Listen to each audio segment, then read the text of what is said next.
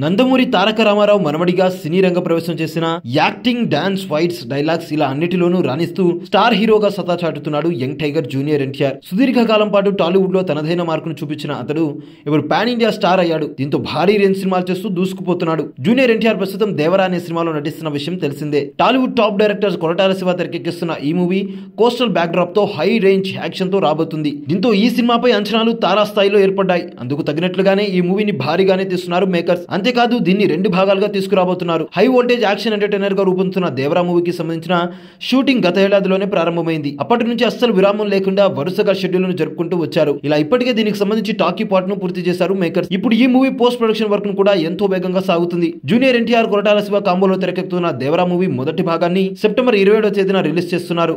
దీంతో ఈ movie promotion కూడా ప్రారంభించేశారు. ఇలాగే సెప్టెంబర్ 10వ తేదీ సాయంత్రం 5:04 ట్రైలర్ ను రిలీజ్ చేయడానికి మేకర్స్ ముహూర్తం ఫిక్స్ చేశారు. ఈ నేపథ్యంలో తాజాగా దీని నుంచి ఓ క్రేజీ న్యూస్ అయితే లీక్ అయింది. దేవరా మూవీ రిలీజ్ కు సమయం దగ్గర పడటంతో దీని ప్రీ రిలీజ్ ఈవెంట్ కు గెస్ట్ గా ఎవరు వస్తారన్న దానిపైన జోరుగా చర్చలు జరుగుతున్నాయి. తాజా సమాచారం ప్రకారం దీనికి సూపర్ స్టార్ మహేష్ బాబు ముఖ్య అతిథిగా రాబోతున్నారట. దీనిపై 2-3 రోజుల్లోనే ప్రకటన రాబోతుందని సమాచారం. గతంలో భరత్ అనే నేను మూవీకి ఎన్టీఆర్ గెస్ట్ గా వెళ్లిన విషయం తెలిసిందే. మరోసారి వీళ్ళిద్దరూ ఒకే చోట కనిపించబోతున్నారనే న్యూస్ ఇప్పుడు హాట్ టాపిక్ గా మారుతుంది.